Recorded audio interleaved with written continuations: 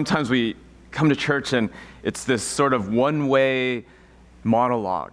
And so what I want to do this morning is I want to create space for us to engage with God in meaningful ways. And this looks different for different people. If you're an extrovert, it's going to have to do maybe with fellowship and the way that you share and the way that you listen. If you're an introvert, this time of reflection is important to you. If you're musical, there's music. If you're heady, there's the scriptures and there's theology. But I'm going to structure this service a little bit differently. So interspersed with my sermon, I'm going to invite Amy and Kevin Yap back up to play music for you to either participate in or to simply sit and pray. And so just a heads up, there's a little bit of a different flow. But I want to start our time this morning with a series of questions. These are based on 4 statements that Pastor Fred made last week that I think is a really, really good indication of spiritual growth and maturity. Sometimes in our Christian circles, our well-intended Christian circles, we put together these frameworks for, well, what is growth? And we kind of have these tangible markers, things like, Are you reading the scriptures? Are you becoming more kind? Are you giving to the poor? And these are all good things, but oftentimes they're merely external measures of something that we hope is going on a deeper level in our hearts.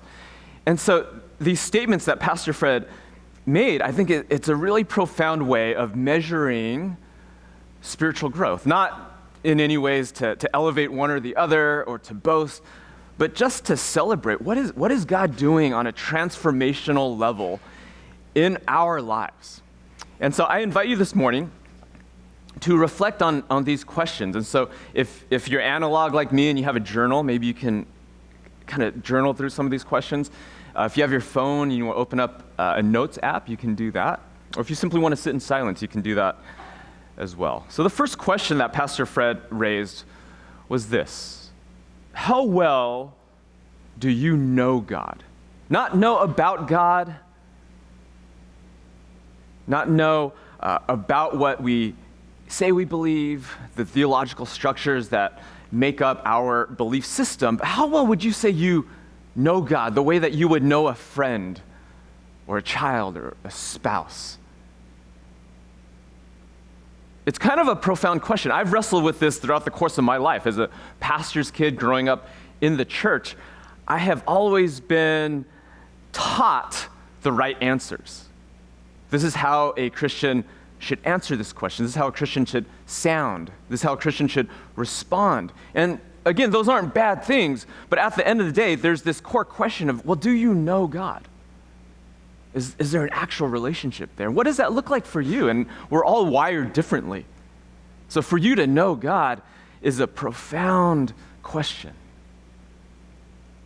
How well do you know God? What does that even mean to know God? The second question is this: how well do you know yourself? Now, at first glance, this sounds really simple. It may even sound a bit self-centered. But the reality is, all of life will be experienced through your mind, through your body, through your family history. And so the better you understand how God has wired you, the better you will be able to worship Him, serve others, and ultimately thrive in this life. How well do you know yourself? This is why we use tools like the Enneagram, Myers-Briggs, Strength Finders, in order to understand what is this gift that we've been given, this body, this story, this mind, this personality temperament. How well do you know yourself? The third question: do you practice forgiveness? At the core of the way of Jesus is this subversive, sometimes unsettling call to live a life of forgiveness. See, the reality of life is that we will inevitably hurt one another. If you are in relationship with someone, you will eventually cause them harm, and they will cause you harm. And in this room, we have experienced harm toward one another. And so we have a choice, perhaps on a daily basis. Do we hold on to our rights, our grudges, our resentments, or do we choose to forgive? And do we choose to receive forgiveness? And this is the center of the way of Jesus. This is what the cross is all about. Breaking this cycle of retaliation and keeping score. Do you practice forgiveness? And then lastly, do you know God's love for you? And this ties it all together. Do you know God's love? Have you experienced His grace, His unearned favor in your life? And so as you think about these questions, there's something profound about what it does in our lives over time. And there's something beautiful here because it doesn't puff up our egos. It doesn't give us reason to brag, but it fills our hearts with gratitude. There's a sense of, I am loved. I have received this forgiveness that I do not deserve. I am coming to realize that God has created me with beauty and purpose and dignity. And He has invited me into a relationship with Him. This morning's scripture passage comes from 2 Corinthians chapter 9. And Paul here is writing this letter to this group of non-Jewish believers in this influential and wealthy port city of Corinth. And we're going to unpack this passage in a bit, but it ends with this. He writes, "You will be enriched in every way so that you can be generous on every occasion. And through us, your generosity will result in thanksgiving to God." There's this invitation to give freely, and he's talking about a monetary gift that would be sent to the church in Jerusalem, hundreds of miles away. And he uses this term that gets translated into our English Bibles as thanksgiving. And the term thanksgiving comes from the Greek, Eucharistia. It's where we get the word Eucharist, as in the Lord's Supper or communion. In the Greek, when Jesus was observing Passover, the Last Supper with his disciples before going to the cross, he gives thanks to God for the elements, for the bread that represented his body, for the wine that represented his blood. And it's this profound example of Jesus giving thanks in all circumstances. He's about to be betrayed by his closest friends. He's about to suffer immensely on behalf of humanity, driven by love. And he gives thanks in the same way that a child gives thanks to their father. So I want to ask you this morning, what causes your heart to well up with gratitude? This disarming, childlike desire to simply say, thank you, thank you. I'm going to invite Kevin and Amy up. We're going to sing a song to reflect simply on the goodness of God and what it is that cultivates this gratitude.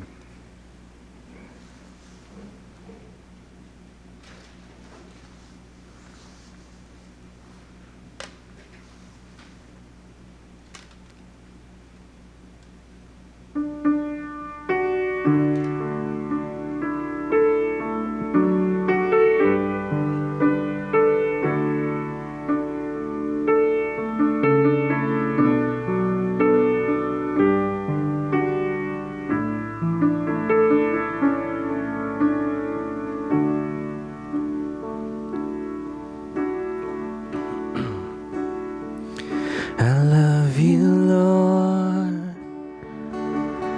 Oh, your mercy never fails me.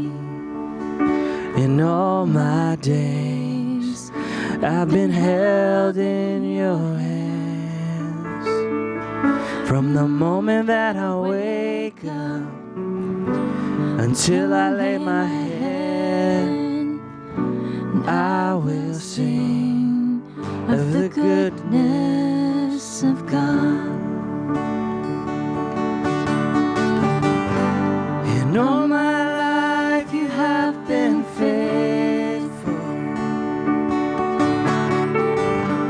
In all my life you have been so, so good. With every breath that I am able, I will sing of the goodness of God. I love your voice. You have led me through the fire in darkest night. You are close like no other. I've known you as a father. I've known you as a friend. I have lived in the goodness of God. In all my life you have been faithful. In all my life you have been so, so good. With every breath that I am able, I will sing of the goodness of God. Your goodness is running after me. Your goodness is running after me. With my life laid down, I surrender now. I give you everything. Your goodness is running after me. In all my life you have been faithful. In all my life you have been so, so good. With every breath that I am able, I will sing of the goodness of God. And I will sing to the goodness of God. I love this image. It comes from Psalm 23, where the psalmist writes, "Surely your goodness and your mercy will follow me all the days of my life, and I will rest in the house of the Lord forever."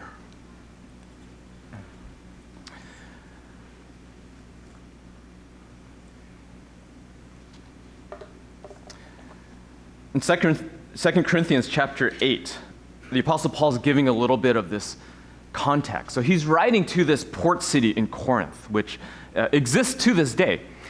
In the north of what is now northern Greece is this region called Macedonia. And it's where we get the churches Philippi, Philippians, Berea, Thessalonica, this cluster of these sort of new and budding communities of Christians. And what Paul is doing is that he is going through these regions and collecting money to bring back to this community in Jerusalem of mostly Jewish believers who are suffering because of famine and persecution. And so Paul is making this sort of fundraising tour, and he's asking people to contribute. And I don't have a slide for this, but I just want to read a little bit from chapter 8. He writes, "And now, brothers and sisters, we want you to know about the grace that God has given the Macedonian churches." So this is in the north. "In the midst of a very severe trial, their overflowing joy and their extreme poverty welled up in rich generosity. So there's this profound dynamic going on where these churches don't come from wealthy areas. In fact, he calls it extreme poverty, yet there is this generosity that's flowing out of them, manifesting in monetary gifts for these Christians who live hundreds of miles away, who they probably have never met, who are from a different ethnic and cultural background. And it's this mix of joy and generosity and extreme poverty. I think about Jesus' words on the Sermon on the Mount, blessed are the poor, or the poor in spirit, for theirs is the kingdom of heaven. There's sort of this recognition that when humans experience scarcity and poverty, there is this invitation to rely on God, to rely on this greater power, and to reach out with generosity. This realization that all I have actually belongs to God. And there's this invitation to share. And there's goodness in that. That is paradoxically the beauty of the way of Jesus. But in the middle of this fundraising campaign, Paul makes this statement. There's this reminder of what all of this is about. And he makes this profound statement about Jesus. This is verse 9 of chapter 8. For you know the grace of our Lord Jesus Christ, that though he was rich, yet for your sake he became poor, so that you, through his poverty, might become rich. So Paul is reminding this church in ancient Corinth that we are here worshiping, gathering, collecting money for our brothers and sisters in Jerusalem because of God's generosity. Because God, who was rich, became poor for our sake and experienced poverty on so many different levels out of love, so that you and I would be welcomed into the family of God, so that we would all be rich together.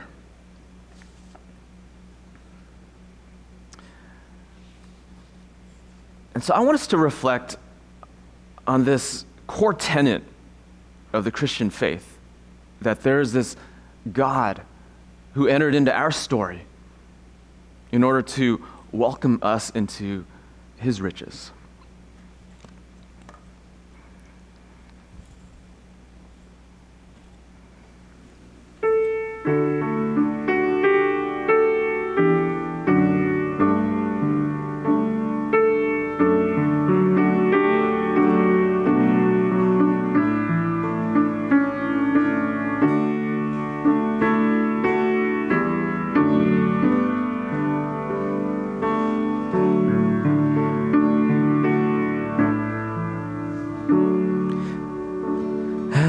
Deep the Father's love for us, how vast beyond all measure, that he would give his only Son to make a wretch his treasure.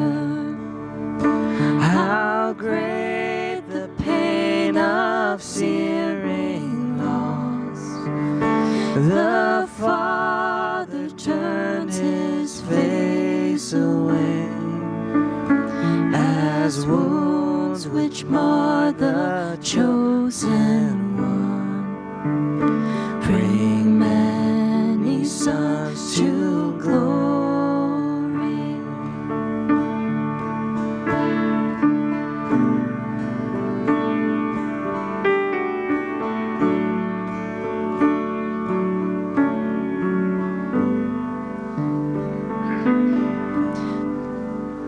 Behold the man upon a cross, my sin upon his shoulders. Ashamed I hear my mocking voice call out among the scars.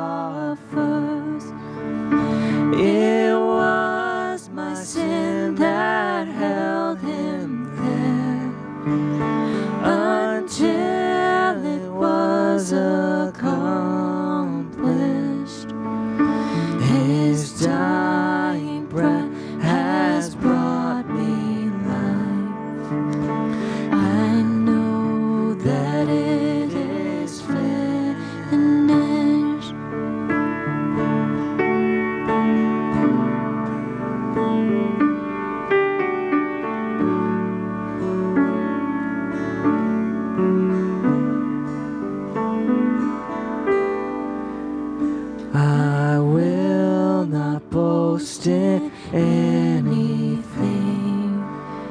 No gifts, no power, no wisdom, but I will boast in Jesus Christ, His death and resurrection.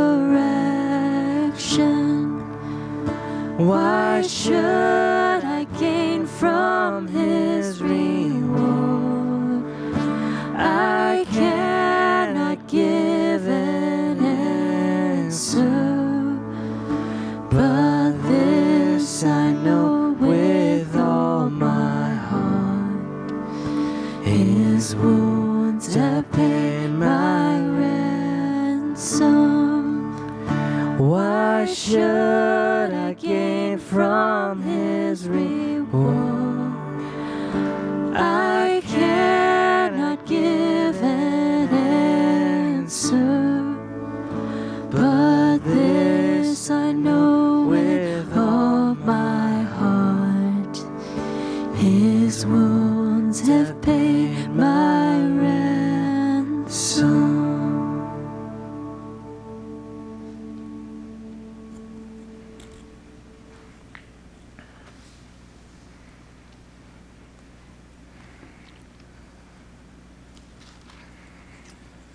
Paul continues with his exhortation in chapter 9, verse 6. Remember this: whoever sows sparingly will also reap sparingly, and whoever sows generously will also reap generously. The imagery here is straightforward. It's commonsensical. Recently, my gardener asked if he could put down some seed on our lawn, which has never been great. Our lawn is probably mostly weeds because of my neglect. The sprinkler system doesn't work well, and so I kind of hesitated, thinking, I don't know, it doesn't really matter that much to us, but sure, if you want to put down some seed, that would be great. The timing was amazing. Put it down just before the rains hit, and after about a week of rain, the seeds are starting to sprout, and the grass, the lawn, looks more lush, more full, more beautiful than I've ever seen it since we've moved in. And the image that Paul is talking about here is just this: the more seeds that you throw out, of course, it means the less seeds that you have in your storehouse, maybe in your garage, but look at the lawn. Look at the result. Look at the beauty that is growing. It's this giving away that results in this beautiful, beautiful harvest. Verse 7, each of you should give what you have decided in your heart to give, not reluctantly or under compulsion, for God loves a cheerful giver. This is the New Testament ethic for giving. So whether it's your tithe to the local church, whether that's to local charities,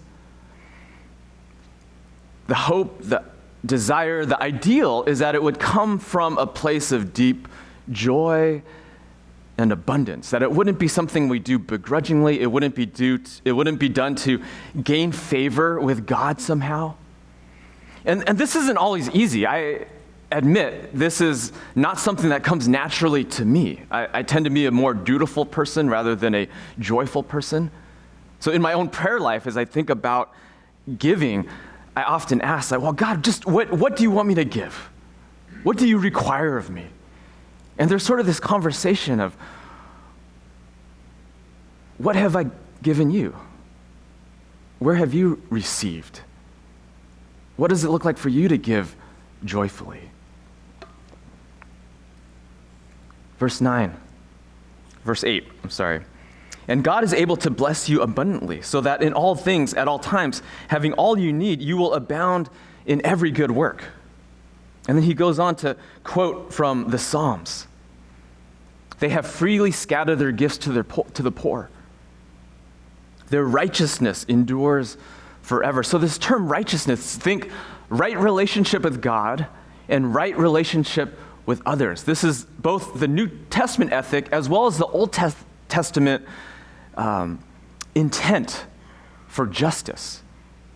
Not to have this high personal morality for the sake of one's own ego, but to be able to thrive and flourish in this divine system of justice. Verse 10, now he who supplies seed to the sower and bread for food will also supply and increase your store of seed and will enlarge the harvest of your righteousness. So this is something about God's economy that is counterintuitive. The more we give away, the more we receive. That whatever seeds that we give away, somehow God replenishes that. There's this all-around sort of win-win abundance to God's economy. And this isn't always monetary. It may not always pan out the way that we expect.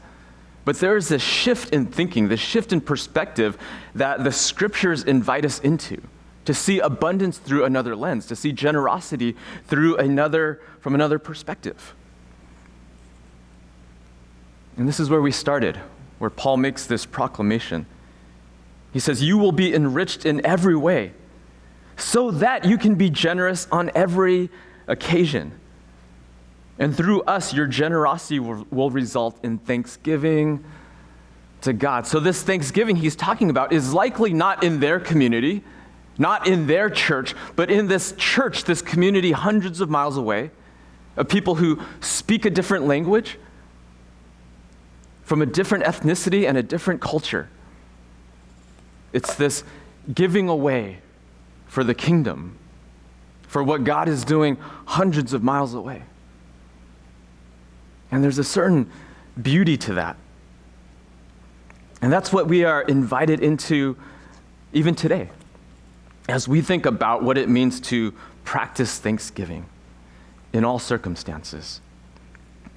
And so my meditation for us as we enter into this season of Advent, this season of anticipation, of arrival, what is God going to do in our communities, in our lives? I want to end our time as we close in some more worship with Psalm 100. So would you close your eyes and hear this as a prayer? Shout for joy to the Lord, all the earth. Worship the Lord with gladness. Come before him with joyful songs. Know that the Lord is God. It is he who made us, and we are his. We are his people, the sheep of his pasture.